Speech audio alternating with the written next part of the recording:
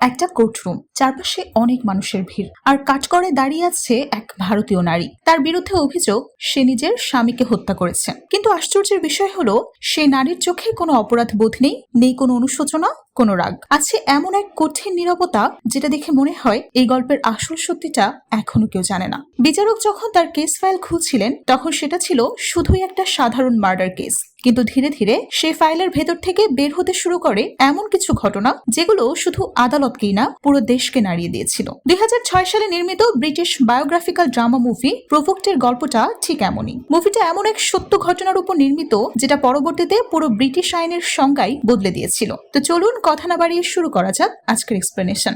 মুভির শুরুটা হয় 9 মে 1989 সালে লন্ডনের একটি দৃশ্য দিয়ে। মাঝরাতে একটা বাড়িতে আগুন লেগেছে, চারপাশে মানুষের ভিড় আর ফায়ার সার্ভিস কর্মীরা আগুন নেভাতে ব্যস্ত। তখন বাড়ির ভেতর থেকে একজনকে উদ্ধার করে আনা হয়। তার শরীরের অধিকাংশই খুব বাজেভাবে আগুনে পুড়ে গেছে। এই লোকটা হলো দীপক। পুলিশ কনস্টেবল জেমস ও কর্নেল যখন সেই বাড়ির গৃহবধূ কিরণকে দেখে, মেয়েটি খুবই আতঙ্কিত অবস্থায় ছিল, কোনো কথা বলছে না। তখন তিনি ভাবেন হয়তো সে ট্রমা নিতে পারেনি, তাই এমন হয়ে গেছে। এরপর যখন দীপককে হসপিটালে আনা হয় তখন সে জানায় তার স্ত্রী তাকে ইচ্ছে করেই মেরে ফেলার চেষ্টা করেছে। তখন পুলিশ সেই বাড়িতে গিয়ে তল্লাশি করে আগুন লাগানোর কিছু জিনিস খুঁজে পায়, আর তখনই সন্দেহটা গিয়ে পড়ে কিরণের উপর। এদিকে কিরণ তার 2 ছেলেকে নিয়ে এখন হসপিটালে আছে। তখন কনস্টেবল জেমস এসে তার সাথে আবারও কথা বলার চেষ্টা করে, কিন্তু সে তখন শুধু তার নামটা জানায় আর কিছুই বলে না। কিছুক্ষণ পর কিরণের শাশুড়ি তার সাথে দেখা করতে আসে। তিনি ওই ঘটনার কথা জিজ্ঞেস করলে কিরণ কিছুই বলে না। তখন পেছন থেকে ডিটেকটিভ সার্জেন্ট মাইলস এসে জানায় তারা কিরণকে জিজ্ঞাসাবাদ করতে নিয়ে যাবেন। তখন কিরণ তার ছেলেদের শাশুড়ির কাছে রেখে ডিটেকটিভের সাথেই চলে যায়। যখন তাকে জিজ্ঞাসাবাদ করা হয় তখন তার চোখে স্পষ্ট ভয় আর অসহায়ত্ব থাকলেও মুখ দিয়ে একটা কথাও বের হয় না। অফিসার জেমস তার মানসিক অবস্থা বুঝতে পেরে তাকে একটু শান্ত করার চেষ্টা করেন, তার সাহায্য করতে চান, কিন্তু ডিটেকটিভ সার্জেন্ট তখন তার উপরেই রেগে যান। ডিটেকটিভ কিরণকে বলেন ঘরে থাকা পেট্রোলের ক্যানে তার আঙুলের ছাপ পাওয়া গেছে। এরপর তিনি তার অনুমান বলতে থাকেন যে কিভাবে কিরণ নিজের ঘুমন্ত স্বামীর শরীরে আগুন লাগিয়েছে। শেষে কিরণ শুধু একটা কথাই বলে, আমি আমার বাচ্চাদের সাথে দেখা করতে চাই। যেহেতু সে আর কিছুই বলছে না, তাই তাদের জিজ্ঞাসাবাদ এখানেই শেষ করতে হয়। এরপর কিরণকে বিচারাধীন বন্দী হিসেবে জেলে পাঠানো হয়। পরদিন সকালেই খবরটা পুরো শহরে ছড়িয়ে পড়ে।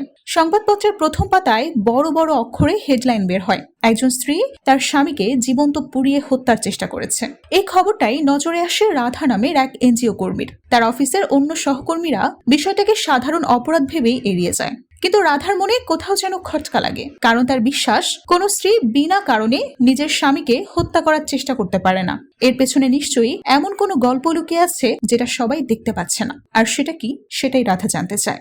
এদিকে সব ফর্মালিটিস শেষ করে কিরণকে তার জেলের সেলে নিয়ে যাওয়া হয়। তখন একজন গার্ড মহিলা কিরণকে তার সেল দেখিয়ে একটু ব্যঙ্গ করে বলে, হোম সুইট হোম। কথাটা শুনে কিরণের মনে পড়ে যায় সেদিনের কথা, যেদিন তার স্বামী তাকে প্রথমবার লন্ডনে তাদের নতুন বাড়িটা দেখাতে নিয়ে এসেছিল। তখন কিরণ প্রেগনেন্ট ছিল। সে তাদের এই নতুন বাড়িটা দেখে খুব খুশি হয়েছিল। সেদিন কিরণ সত্যিই ভেবেছিল এটাই হবে তার হোম সুইট হোম। ফ্ল্যাশব্যাক শেষে দেখা হলে সে নিজের সেলের ভেতরে চলে যায়। পরদিন সকালে তাকে একজন মেয়ে ডেকে ঘুম থেকে উঠায়। মেয়েটি হলো কিরণের সোলমেট, তার নাম রনি। সে কিরণকেও তার নাম জিজ্ঞেস করলে কিরণ শুধু তার নামটা বলে, আর একটা কথাও বলে না। ব্রেকফাস্টের টাইম শেষ হয়ে যাওয়ায় রনি কিরণকে একটা ব্রেড এনে দেয়। পরদিন কিরণের সাথে দেখা করতে আসে একজন সরকারি উকিল। তিনি সরাসরি কিরণকে জিজ্ঞেস করে, আপনি এমনটা কেন করেছেন? কিরণ চুপ থাকার পর ধীরে ধীরে মুখ খোলে। ভাঙা গলায় সে জানায় সে তার স্বামীকে ভয় পেত, কারণ গত 10 বছর ধরে লোকটা প্রতিনিয়ত তাকে শারীরিক এবং মানসিকভাবে নির্যাতন করে আসছে।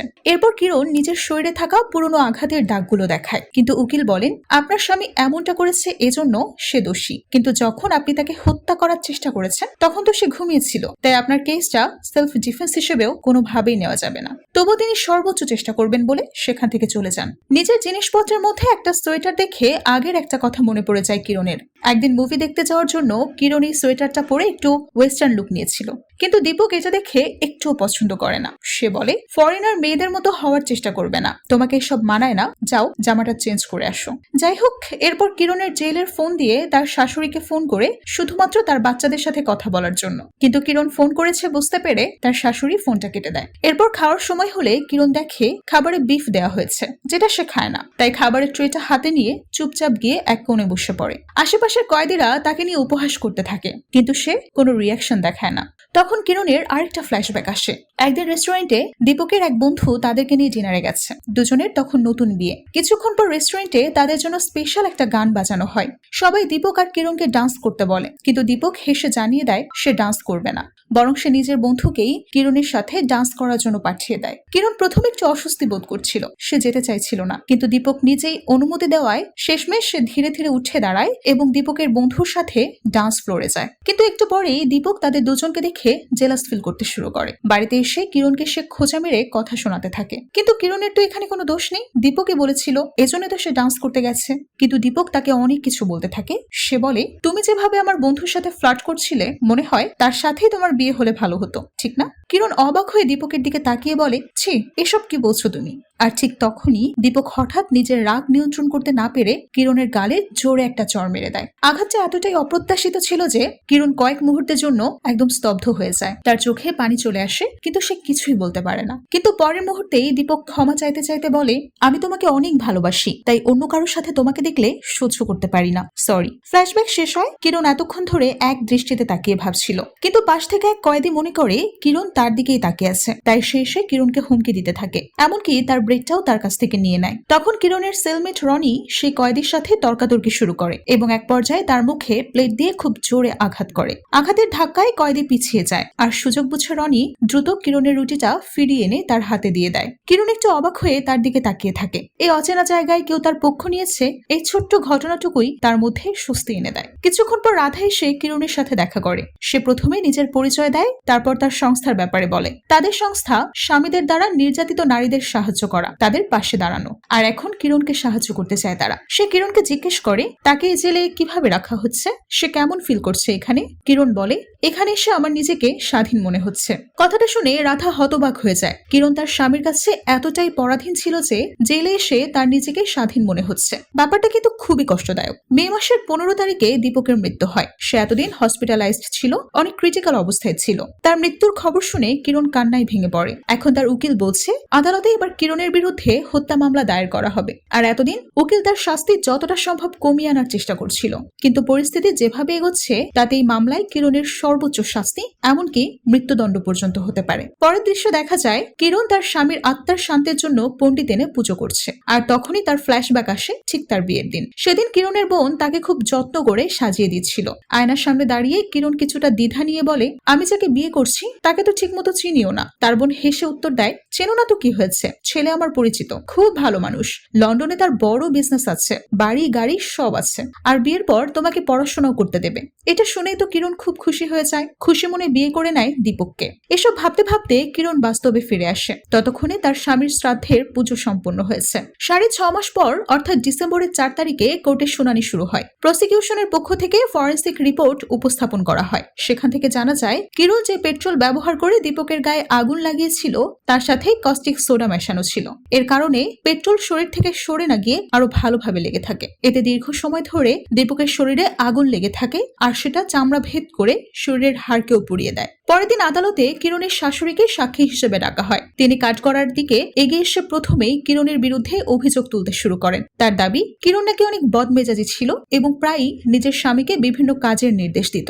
দীপকের সাথে নাকি চাকরের মতো আচরণ করত। কিন্তু আদালতের সামনে এসব দাবির পক্ষে কোনো নির্ভরযোগ্য প্রমাণ উঠে আসে না। উল্টো দীপক যে কিরণকে অত্যাচার করত এ কথা উঠে আসে। কিরণের শাশুড়ি এমন কোনো নির্যাতনের ঘটনা ঘটতে দেখেছে কিনা সেটা জিজ্ঞেস করলে তিনি সোজাসুজি না বলে দেয়, অথচ তিনি কিন্তু অন্তত একবার এমন ঘটনার সাক্ষী হয়েছেন। তখন ফ্ল্যাশব্যাকে আমরা দেখি কিরণ ও তার শাশুড়ি রান্নাঘরে কাজ করছে। তখন হঠাৎ করেই দীপক এসে কিরণের উপর চিৎকার চেঁচামেচি করতে থাকে। সে বলতে থাকে কিরণ নাকি তাকে অফিসে কাজের মাঝে ফোন করে তাকে লজ্জায় ফেলেছে। তখন কিরণ জানায় সে নাকি জানতে পেরেছে দীপক অন্য একটা মেয়ের সাথে অ্যাফেয়ারে আছে। এসব শুনে দীপক তাকে টেনে নিয়ে গিয়ে তার গলায় চাপ দিয়ে ধরে। কিরণের দম বন্ধ হয়ে যাওয়ার মতো অবস্থা। তখন তার শাশুড়ি এসে দীপককে ছাড়িয়ে নেয়। এরকম ঘটনা হওয়ার পরেও কিরণের শাশুড়ি ইচ্ছে করে মিথ্যে বলছে।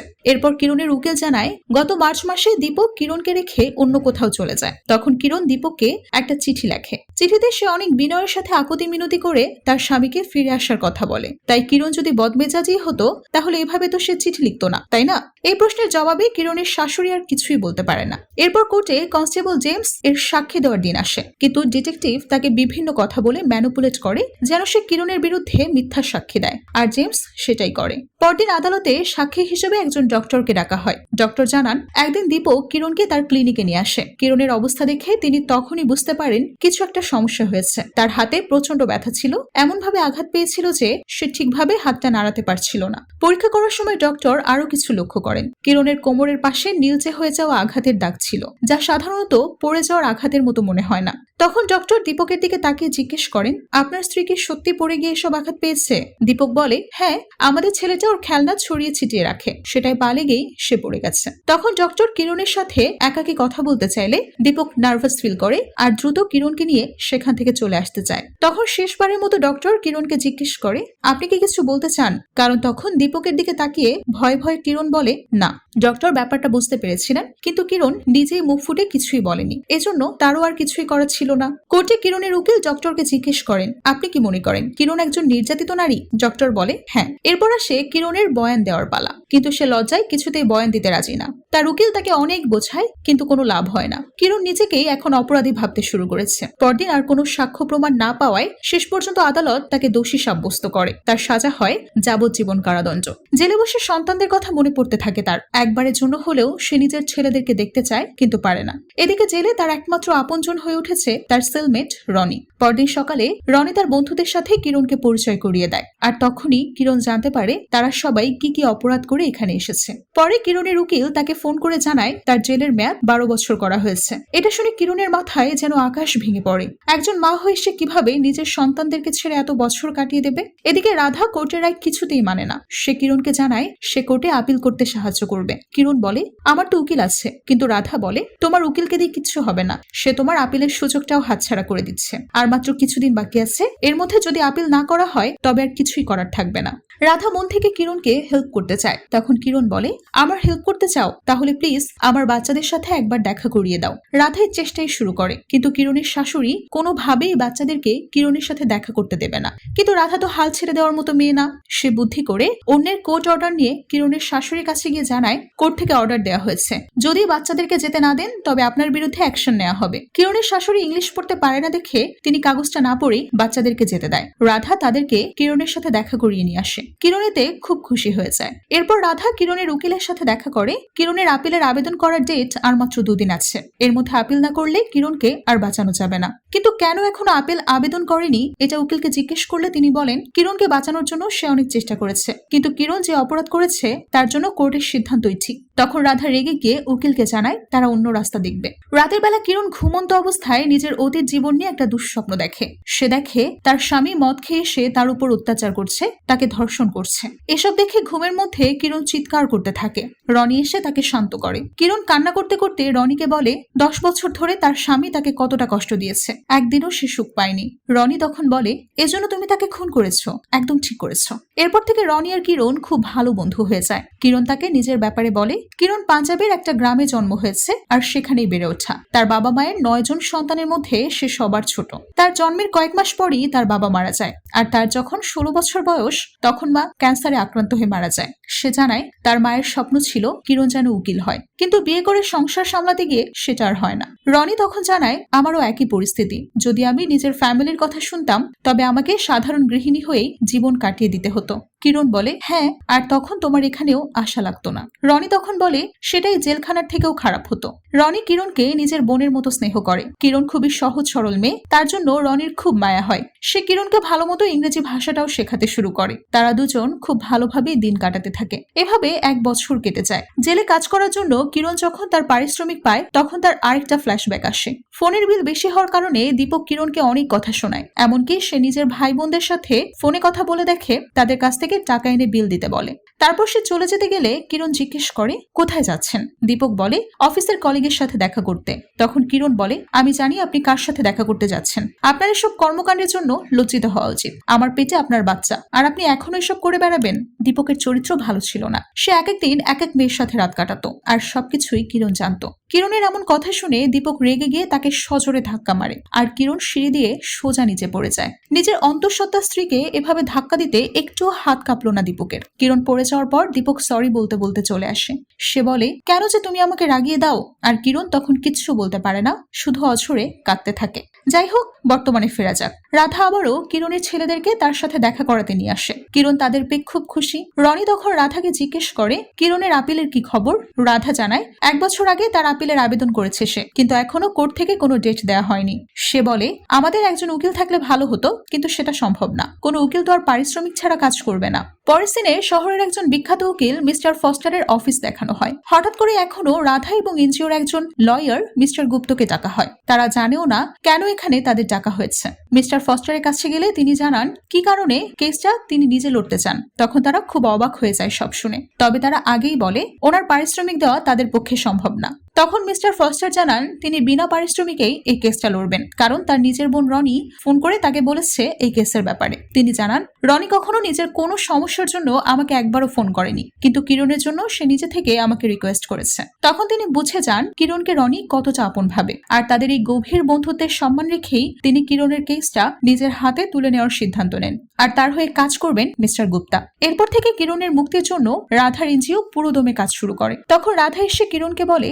এখন তোমাকে কথা বলতে হবে, দেশের জনগণকে তোমার গল্পটা জানাতে হবে। কিন্তু কিরণ বারবার না করে দেয়। তার কাছে মনে হয় এত মানুষের কাছে নিজের ব্যাপারে বলাটা খুবই লজ্জাজনক, আর সে ঠিকভাবে ইংরেজি বলতে পারে না। তখন রাধা তাকে বোঝায় তোমার গল্পটা যদি দেশের মানুষ জানে তাহলে আমরা সবার সাপোর্ট পাবো। তোমার মতো আরো অসংখ্য মেয়ের পাশে দাঁড়ানো সম্ভব হবে। অন্তত একবার নিজের সন্তানের ভবিষ্যতের কথা ভাবো। তুমি যেভাবে পারো নিজের ভাষায় সব লিখে দাও, আমি সেগুলো ইংরেজিতে ট্রান্সলেট করে সবার সামনে তুলে ধরবো। সবকিছুর পরে কিরণ রাজি হয়। সে নিজের কথাগুলো লেখে আর রাধা সকলের সামনে সেটা পড়ে শোনায়। তার কথাগুলো নিউজ চ্যানেলে লাইভ টেলিকাস্ট হয়। কিরণ লেখে আমার সংস্কৃতি আমার রক্তে মিশে আছে, আর এই সংস্কৃতিতে নারীদেরকে সম্মানিত হবে বলে মনে করা হয়। কিন্তু এই মিথ্যা সম্মান রক্ষা করতে সারা জীবন আমাদের সহ্য করতে হয় নিপীড়ন আর অসহ্য যন্ত্রণা। আমি 10টা বছর এটা সহ্য করেছি, আর এখন শ্বশুরবাড়ি নামক জেল থেকে বেরিয়ে আইনের জেলে এসেছি, আর এখানে প্রথমবারের মতো নিজেকে স্বাধীন মনে হচ্ছে। সেখানে পুলিশ কনস্টেবল জেমস উপস্থিত ছিল। সে কিরণের নামে মিথ্যা সাক্ষী দিয়েছিল। তাকে সেখানে উপস্থিত থাকতে দেখে মিস্টার গুপ্তা তার বাড়িতে গিয়ে তার সাথে দেখা করে। সে জানায় কিরণের কেস নিয়ে কাজ করছে। সে আর তিনি সেদিন যে মিথ্যে সাক্ষী দিয়েছিল এটাও ভালো করে জানেন। তখন জেমস স্বীকার করে যে সেদিন সে মিথ্যা সাক্ষী দিয়েছিল, আর এজন্য সে লজ্জিত। এরপর মিস্টার গুপ্তার কথায় সে আবারও সঠিক তথ্য দেওয়ার জন্য রাজি হয়। এদিকে কিরণের কথায় রনি নিজের জন্য আপিল করেছিল, কিন্তু পরে জানা যায় সেটা অ্যাপ্রুভ হতে আরো অনেক সময় লাগবে। এজন্য তার মনটা একটু খারাপ হয়ে যায়। একদিন রাধার এনজিওর একটা মেয়ে মিস্টার গুপ্তাকে প্রশ্ন করে কিরণের উকিল কেন প্রভোকেশনের মামলা সামনে আনেনি। তখন গুপ্তা বলে কিরণের স্বামী তাকে অত্যাচার করার 2 ঘন্টা পর কিরণ তার শরীরে আগুন লাগিয়ে দেয়। কাজে এখানে প্রভোকেশনের মামলা করাটা যাবে না, কারণ 2 ঘন্টায় কিরণ ঠান্ডা মাথায় ভাবার সুযোগ পেয়েছে, তাই এটা প্রভোকেশন নয়, মার্ডার। তখন রাধা বলে যে মেয়েটা 10টা বছর ধরে শারীরিক, মানসিক আর যৌন নির্যাতনের শিকার হয়েছে সে যে একদিন আগ্নেয়গিরির মতো ফেটে পড়বে সেটা আশ্চর্যের কি। এই কথাটা শুনে মিস্টার গুপ্তা এখন আপিল করার জন্য একটা স্ট্রং পয়েন্ট পেয়ে যায়। আগের শুনানিতে কিরণের পক্ষে উকিল দীপকের দীর্ঘ 10 বছরের নির্যাতনের বিষয়টা ঠিকভাবে বলেনি। ফলে আদালতের সামনে কিরণকে তখন একজন নির্যাতিত নারী হিসেবে প্রতিষ্ঠা করা সম্ভব হয়নি। পুরো কেসটা শুধু সেই রাতের ঘটনার মধ্যে সীমাবদ্ধ হয়। কিন্তু এখন পরিস্থিতি বদলে গেছে। ডক্টর ও সাক্ষীর মাধ্যমে যে দীর্ঘদিনের সহিংসতা ও নির্যাতনের ইঙ্গিত সামনে এসেছে তা নতুন করে এই কেসের মোড় ঘুরিয়ে দিতে পারে। এদিকে জেলে কিরণ রনিকে কোথাও খুঁজে পাচ্ছে না। সে সবখানে খোঁজার পর দেখে রনি টয়লেটের ভেতর নিজের হাতের রক কেটে সেন্সলেস হয়ে পড়ে আছে। তাকে দ্রুত হসপিটালে নিয়ে যাওয়া হয়। বেচারি অনেক ডিপ্রেসড হয়ে পড়েছে, তবে এখন সে ঠিক আছে। এরপর 10 জুলাই 1992 সাল দেখানো হয়। কিরণের কেসটা আবারও ওপেন হয়েছে, এজন্য সে কোর্টে যাচ্ছে। যাওয়ার আগে সবাই মিলে তাকে পরিপাটি করে সাজিয়ে দেয়, সুন্দর একটা হেয়ার কাট দেয়, আর সে বের হওয়ার সময় সব কয়েদিরা তাকে শুভেচ্ছা জানায়। গাড়িতে করে যাওয়ার সময় তার মনে পড়ে অভিশপ্ত সে রাতের কথা। সে ব্যাংক থেকে টাকা তুলে তার বাচ্চাদের জন্য খাবার এনেছিল, আর এটাই ছিল তার অপরাধ। দীপক এসে তার কাছ থেকে সেই টাকার কৈফিয়ত চায়। কিরণ অনেক করে বলে যে সেই টাকা তারই বাচ্চাদের জন্য খরচ করেছে। তারপরেও দীপক বারবার বলতে থাকে আমার টাকা ভালোবাসায় তোমার কোনো অধিকার নেই। তখন কিরণও বলে, আপনি অন্য মেয়েদের পেছনে টাকা খরচ করতে পারলে সংসারে কেন খরচ করবেন না? এই কথা শুনে দীপক প্রচন্ড রেগে যায়। সে জ্বলন্ত স্ত্রী নিয়ে কিরণের চেহারা পুড়িয়ে দেওয়ার হুমকি দেয় আর তাকে জোর করে ধাক্কা দিয়ে ফেলে দিয়ে বলে, তুই মেয়ে মানুষ, তুই আমার কাছে কিছুই না। এরপর সে আরো গালিগালাজ করে সেখান থেকে চলে যায়। কিরণ আর সহ্য করতে পারেনি। সে রাতেই সে নিজের স্বামীর গায়ে আগুন লাগিয়ে দেয়। বছরের পর বছর অন্যের উপর অত্যাচার করলে সে কষ্টটা কেমন লাগে সেটাই কিরণ তার স্বামী দীপককে বোঝাতে চেয়েছিল। কোর্টের কাজ শুরু হলে কিরণের উকিল মিস্টার ফস্টার বিচারককে বলেন, প্রথমত কিরণের কেসের আগের শুনানিতে অবশ্যই ভুল ছিল। এই কেস নিঃসন্দেহে একটা প্রভোকেশন অর্থাৎ প্ররোচনার কেস। তিনি বলেন, প্রভোকেশনের মানে কি সেটাই কোর্টে তো আগেই জানানো হয়েছে। এটা এমন এক ধরনের ঘটনা যা একজন সুস্থ মানুষকে কখনোই মানসিকভাবে সুস্থ থাকতে দেয় না। সেটাই আসলে প্রভোকেশন। দ্বিতীয়ত, কিরণকে অত্যাচার করার 2 ঘন্টা পরে কিরণ তার স্বামীকে হত্যার চেষ্টা করে, যা কোনোভাবেই প্রভোকেশনের আইনে আসে না। কিন্তু 1957 সালের হোমোসাইড আইনে বলা হয়েছে, অত্যাচারিতকে যদি চূড়ান্ত প্ররোচনা দেয়া হয় তবে অত্যাচারের প্রতিশোধ নেওয়ার জন্য অসহায় মানুষটা যদি অত্যাচারীকে মেরে ফেলে বা মারার চেষ্টা করে তবে সেটা খুন না, প্রভোকেশন। বিপক্ষের উকিল তখন বলে, একজন ঘুমন্ত মানুষকে আগুনে পুড়িয়ে দেওয়া অন্যায় কাজ। এটা শুনে কিরণের উকিল বলে, কার জন্য অন্যায়? আপনার জন্য, আমার জন্য, নাকি সেই মেয়েটা দীর্ঘ 10 বছর ধরে অমানসিক অত্যাচার সহ্য করছে তার জন্য? দীর্ঘদিন শারীরিক মানসিক অত্যাচার সহ্য করতে করতে মেয়েটা অনেক আগেই মানসিক রোগী হয়ে গেছে, যার ফলে সে নিজের অস্তিত্বটাই ভুলে গেছে। তিনি আরো বলেন, কনস্টেবল জেমস যখন প্রথমবার ঘটনাস্থলে কিরণকে দেখেন তখন কিরণের মানসিক অবস্থা মোটেও ভালো ছিল না। এমনকি জেলের সাইকোলজি বিভাগের ডাক্তারও জানান, আগুন লাগানোর ঘটনার সময় কিরণের মানসিক ভারসাম্য ঠিক ছিল না। কিরণ সার্ডেন আঙ্গারে কাজটা করেনি, বরং সেটা ছিল বেটার্ড ওম্যান সিন্ড্রোমের শিকার। মানে দীর্ঘদিন ধরে নির্যাতনের ফলে একজন নারী এমন মানসিক অবস্থায় চলে যায় যেখানে সে নিজেকে সবসময় বিপদের মধ্যে অনুভূত করে। আর এই সমস্ত যুক্তির ভিত্তিতে বলা যায় কিরণ ভুল বিচারের শিকার হয়েছে। তাই মহামান্য আদালতের কাছে আমার একান্ত অনুরোধ, আমার এই আপিলের আবেদন গ্রহণ করা হোক। সবকিছু শুনে বিচারক পরের দিন পর্যন্ত সময় নেন। সেদিন রাতে রাধা আর মিস্টার গুপ্তা বসে ড্রিঙ্ক করছিল। তখন রাধা তাকে নিজের বোনের ব্যাপারে বলে। তার বোনও স্বামীর দ্বারা নির্যাতনের শিকার হয়েছিল, কিন্তু সে কখনো এই ব্যাপারে কাউকে কিছু বলেনি। আর এক সময় সহ্য করতে না পেরে সে নিজের জীবনটাই শেষ করে ফেলে। এজন্য রাধার কোনো মেয়ের সাথে এমনটা হতে দেবে না।